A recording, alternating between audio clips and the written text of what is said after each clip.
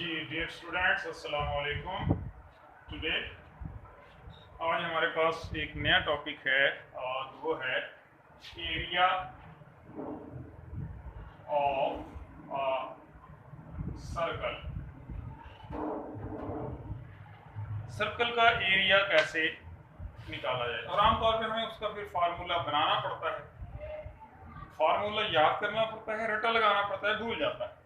और अगर हम खुद उसको एक दफ़ा डिराइव कर लें कि कैसे बन जाता है, उसके बाद रटे वाली कोई चीज़ नहीं बचती। यानी जो चीज़ समझ में आ गई कि जब दो में दो जमा करते हैं तो ऑटोमेटिकली 4 जवाब बन जाता है, तो फिर रट्टा नहीं लगाना पड़ता कि 2 और 2 का जवाब क्या हो।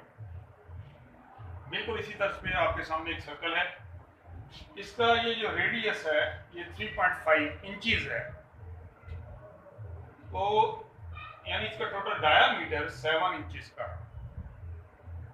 अच्छा, अब अगर हम इसको सबसे पहले तो ये देखेंगे कि इसका जो पेरीमीटर है, सर्कमफेरेंस है, ये वाला सर्कमफेरेंस, इसका पेरीमीटर, इसकी लेंथ कैसे मालूम की जाएगी। तो हम देखते हैं, हमारे पास एक छोटा सा क्लिप है कि हम इसको कैसे डिराइव करते हैं। तो आपको ये बात बहुत जल्दी समझ आ जाएगी। मैं आपके सामने एक छोटा सा क्लिप रखता हूँ, ये जरा देखिए।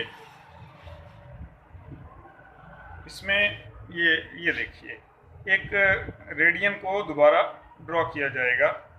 मैं आपको दोबारा दिखाता हूँ, अभी इसको देखते हैं। ये 2 रेडियंस हो गए, ये 3 रेडियंस हो गए, और ये 180 डिग्री। अब ये पाई रेडियंस कहलाता है।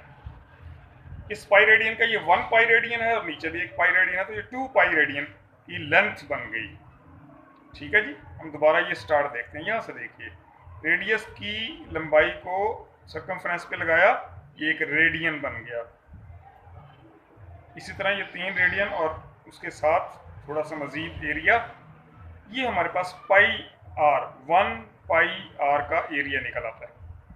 1 पाई आर की लेंथ निकल आती है सर्कमफ्रेंस की सिर्फ। ठीक है, और इसी को जब हम डबल करते हैं, ये 2 पाई आर।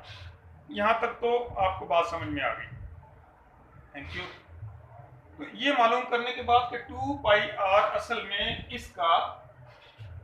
इसकी लेंथ है, मैं इसको लिख देता हूं, circumference. Circumference is equal to 2 pi r, यानी जो भी इसका रेडियस होगा इसको मल्टीप्लाई करेंगे 2 से और पाई के साथ, तो ऑटोमेटिकली हमारा आंसर वही आएगा जो बनना चाहिए। कैसे बनता है ये, अब जरा देखते हैं इसकी असली शक्ल।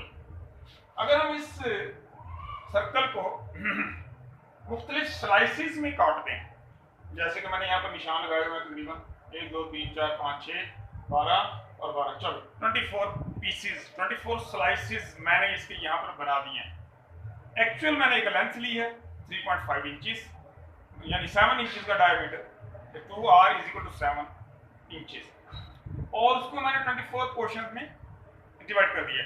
अब हम इसी मामले में एक और छोटा सा क्लिप देखते हैं कि हम इसको यूज कैसे करेंगे। तो ये देखिए, हम असल में करेंगे ये कि इन स्लाइसेस को हम डिफरेंट कलर्स के साथ इस्तेमाल में लाएंगे। ये एक तरीका है।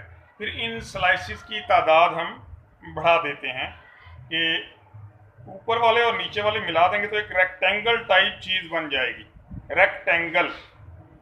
दोबारा देखिए ये, लेकिन अभी हम नजर आता है कि ऊपर और नीचे की लाइन स्ट्रेट नहीं है। अब हम जरा इससे अगला स्टेप देखते हैं। ये देखिए, अब अगर हम इनको ज्यादा मजीद बारीक पीसेस में काटें, यानी 360 पीसेस में काट दें, तो उनको जोड़ने पर जो शक्ल सामने आती है वो एक रेक्टेंगल है। रेक्टेंगल का हाफ, बड़ी इंपॉर्टेंट बात है, इस रेक्टेंगल का हाफ, ये वाला हाफ ऊपर आ गया, और ये वाला रेक्टेंगल का ये नीचे वाला हिस्सा यहां से, यानी ये इस तरह के पीसेस आएंगे जस्ट लाइक दिस, और नीचे वाले पीसेस भी यहां से ये नीचे वाले पीसेस में ऐड हो जाएंगे। अगर हम लेंथ देखें तो आधा सर्कमफ्रेंस यहां यूज हो गया और आधा सर्कमफ्रेंस यहां यूज हो गया। तो एक्चुअली ये 2 पाई आर की लेंथ नहीं है, ये 1 पाई आर है। 1 पाई r। अगर ये 1 पाई r है तो ये लेंथ हम जानते हैं कि रेडियस की है ये वाली, तो ये r है, यानी रेक्टेंगल की एक लेंथ दूसरी लेंथ से मल्टीप्लाई होगी।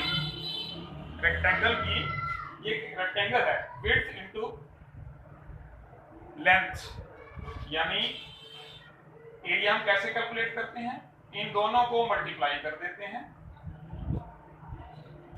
तो एक्चुअली हमारे पास पाई r स्क्वायर का फॉर्मूला बन जाता है। ये वो तरीका है जिससे हम एग्जैक्ट किसी भी दायरे का एरिया निकालते हैं। इसको आसानी से और भी समझ सकते हैं। देखिए मैंने कितने इंच का कहा, 3.5, यानी ये 7 इंच। तो एक्चुअली ये 7 इंच का एक स्क्वायर सामने है, और 7 × 7 मीन्स 49। ये 49 इंचेस स्क्वायर।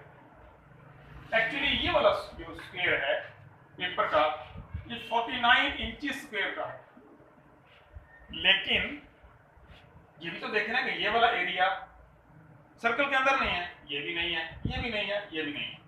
अब थोड़ा सा और दिमाग लगाएं, क्या ये सारा एरिया इसके बराबर है? नहीं, काफी कम है, 50% है, नहीं उससे भी कम है। इसका मतलब है कि इसका जो भी एरिया बनेगा उसका 1/3 या 1/4 इस स्क्वायर में से निकल जाएगा। अब इस 49 को वैसे ही आप कैलकुलेट कर लेंगे तो आपको आंसर आ जाएगा, बड़ा सिंपल सा है। यानी इसका 1/4 बन जाएगा 42 में से माइनस कर दो, राउंड अबाउट 37-38, ठीक है। तो इसका आंसर भी इसी के करीब करीब आएगा। अब इसी को चेक कर लेते हैं कि जब हमने 3.5 पाई की वैल्यू लगाई इंटू 3.5 इंचेस का हमने स्क्वायर लिया, इधर हम कैलकुलेट करते हैं और हमें 1 मिनट में उसका जवाब निकल आएगा। जी कैलकुलेटर 3.5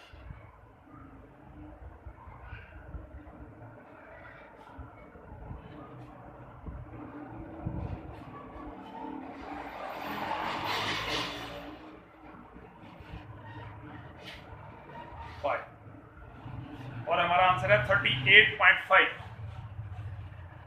हमारा आंसर है 38.5 इंचेस स्क्वायर। और मैंने अभी रफली यहाँ कहा था कि 37-38 के करीब ही हमारा आंसर आएगा रफली।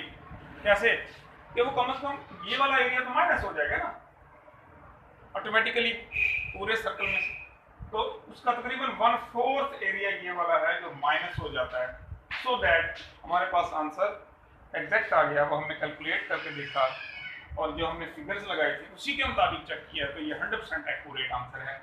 यस, इस दायरे का एरिया अगर एज अ रेक्टेंगल इस शक्ल में देखेंगे तो भी 38.5 इंचेस स्क्वायर निकलेगा। ये इसको याद करने का और समझने का आसान तरीका है।